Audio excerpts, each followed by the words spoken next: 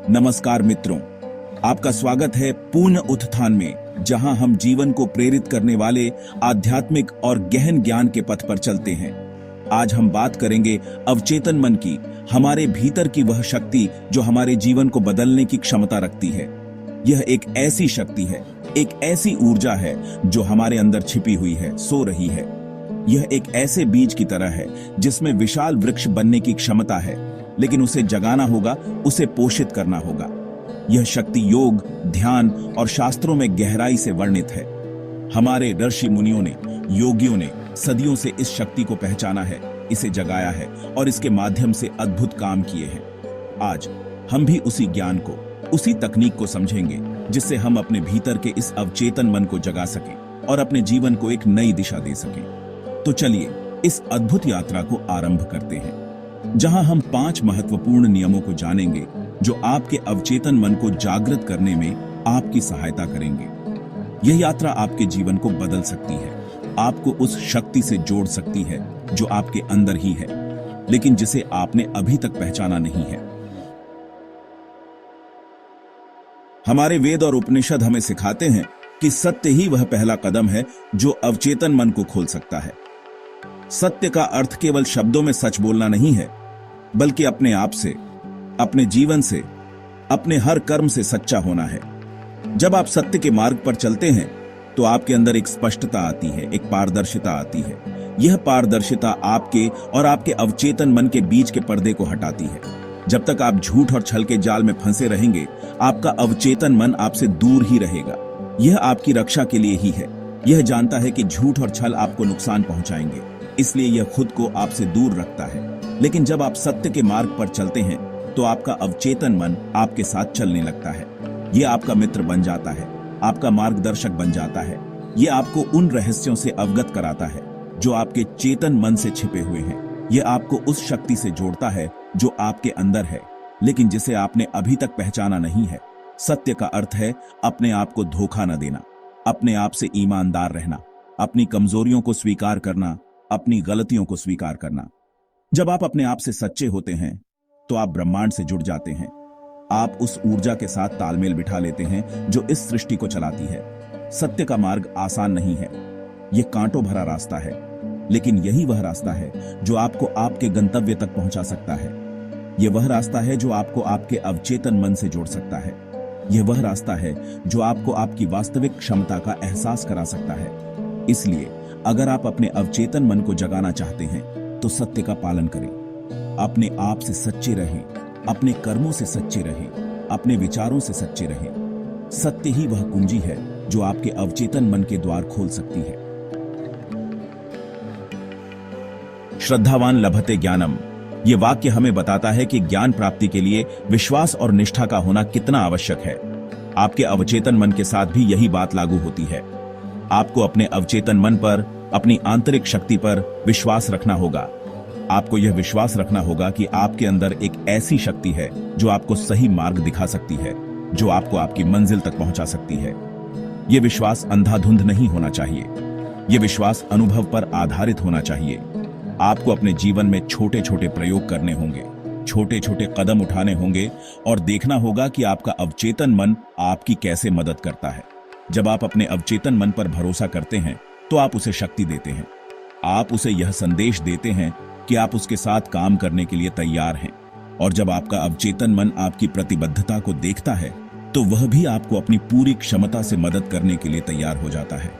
यह विश्वास एक दिन में नहीं बनता, यह तो एक सतत प्रक्रिया है। आपको हर दिन, हर पल अपने अवचेतन मन के साथ जुड़ना होगा, उससे बात करनी होगी, उसे सुनना होगा। आपको ध्यान, योग और अन्य आध्यात्मिक साधनाओं के माध्यम से अपने अवचेतन मन के साथ एक गहरा संबंध स्थापित करना होगा। जब आपका अवचेतन मन आपके प्रति आपके विश्वास को महसूस करता है तो वह आपके लिए चमत्कार कर सकता है। वह आपको ऐसी शक्ति और क्षमता प्रदान कर सकता है जिसकी आपने कभी कल्पना भी नहीं की होगी। इसलिए अपने अवचेतन मन पर विश्वास रखें, उस पर भरोसा करें, उसे अपनी शक्ति और क्षमता का एहसास कराएं और देखिए कैसे आपका जीवन एक अद्भुत परिवर्तन से गुजरता है। योगश्चित्त वृत्ति निरोधा, यह पतंजलि योग सूत्र का एक सूत्र है जो कहता है कि योग चित्त की वृत्तियों को शांत करने का विज्ञान है। हमारा मन निरंतर विचारों के तूफान से घिरा रहता है। यह एक ऐसा बंदर है जो एक शाखा से दूसरी शाखा पर कूदता रहता है, कभी शांत नहीं बैठता। ध्यान ही वह साधन है जो इस चंचल मन को शांत कर सकता है, इसे एकाग्र कर सकता है। ध्यान के माध्यम से हम अपने मन को नियंत्रित करना सीखते हैं, न कि मन से नियंत्रित होना। जब हमारा मन शांत होता है तो हम अपने अवचेतन मन के साथ जुड़ पाते हैं। ध्यान एक ऐसी प्रक्रिया है जिसमें हम अपने श्वास, अपने शरीर और अपने विचारों के प्रति जागरूक होते हैं। हम बिना किसी निर्णय के, बिना किसी प्रतिक्रिया के, बस साक्षी भाव से इन सबको देखते हैं। शुरुआत में ध्यान करना कठिन लग सकता है, आपका मन भटक सकता है, विचार आते जाते रहेंगे, लेकिन निराश ना हो। यह एक स्वाभाविक प्रक्रिया है। महत्वपूर्ण यह है कि आप निरंतर अभ्यास करते रहें। जैसे जैसे आप ध्यान में गहरे उतरते हैं, आप एक ऐसी शांति, एक ऐसी स्थिरता का अनुभव करते हैं जो आपके बाहरी जीवन के उतार चढ़ाव से प्रभावित नहीं होती। आप अपने अंदर एक ऐसी शक्ति का एहसास करते हैं जो आपको हर परिस्थिति का सामना करने की क्षमता देती है। ध्यान ही वह सीढ़ी है जो आपको आपके अवचेतन मन तक ले जा सकती है। यह आपको उस असीम ज्ञान और शक्ति से जोड़ सकती है जो आपके अंदर छिपी हुई है। यद भावम तद भवति, यह एक संस्कृत श्लोक है जिसका अर्थ है जैसा भाव वैसा भाव। आपके विचारों में आपके जीवन को आकार देने की अद्भुत शक्ति है। आपके विचार ही आपकी वास्तविकता बनाते हैं। अगर आप नकारात्मक विचारों से घिरे रहेंगे तो आपका जीवन भी नकारात्मकता से भर जाएगा। आप हर जगह समस्याएं, बाधाएं और कठिनाइयां ही देखेंगे। लेकिन अगर आप सकारात्मक विचारों को अपने मन में स्थान देंगे तो आपका जीवन भी सकारात्मकता से भर जाएगा। आपका अवचेतन मन आपके विचारों को ग्रहण करता है और उन्हें वास्तविकता में बदलने का काम करता है। यह एक उपजाऊ भूमि की तरह है। आप जो भी बीज बोएंगे वही उगेगा। अगर आप नकारात्मकता के बीज बोएंगे तो आपको दुख और निराशा की फसल मिलेगी, लेकिन अगर आप सकारात्मकता के बीज बोएंगे तो आपको खुशी और सफलता की फसल मिलेगी। इसलिए अपने विचारों के प्रति सचेत रहें। नकारात्मक विचारों को आने से रोकें। जब भी कोई नकारात्मक विचार आपके मन में आए तो उसे तुरंत सकारात्मक विचार से बदल दें। अपने आप से सकारात्मक बातें करें। अपनी सफलता की कल्पना करें। उन चीजों के लिए आभारी रहें जो आपके पास हैं। जितना अधिक आप सकारात्मकता का अभ्यास करेंगे उतना ही आपका अवचेतन मन सकारात्मक ऊर्जा से भर जाएगा। और जब आपका अवचेतन मन सकारात्मक ऊर्जा से भरा होगा तो आपकी वास्तविकता भी सकारात्मकता से भर जाएगी।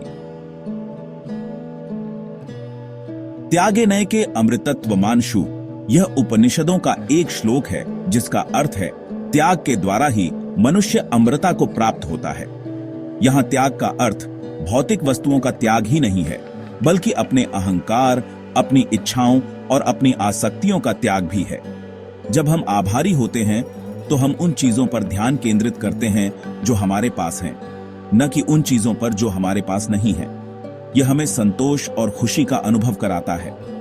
और जब हम त्याग करते हैं तो हम अपने अहंकार को कम करते हैं, अपनी आसक्तियों को कम करते हैं। आभार और त्याग, ये दो गुण आपके अवचेतन मन को शुद्ध करते हैं। ये आपके अंदर की नकारात्मकता को दूर करते हैं और आपको सकारात्मक ऊर्जा से भर देते हैं। जब आपका अवचेतन मन शुद्ध होता है तो आपकी अंतरात्मा की आवाज साफ सुनाई देने लगती है। आपका अंतर्ज्ञान मजबूत होता है। आप सही और गलत के बीच अंतर स्पष्ट रूप से कर पाते हैं। आभार और त्याग के माध्यम से आप उस स्रोत से जुड़ते हैं जहां से आप आए हैं। आप उस असीम चेतना का हिस्सा बन जाते हैं जो इस सृष्टि को चलाती है। इसलिए अपने जीवन में आभार और त्याग को अपनाएं। उन सभी चीजों के लिए आभारी रहें जो आपके पास है। अपने अहंकार को त्यागें, अपनी इच्छाओं को त्यागें, अपनी आसक्तियों को त्यागें और देखिए कैसे आपका अवचेतन मन आपको उस शांति, उस आनंद और उस मुक्ति का अनुभव कराता है जिसकी आपने हमेशा से तलाश की है। मित्रों, ये 5 नियम आपकी आत्मा और अवचेतन मन को जागृत करने में आपकी सहायता करेंगे।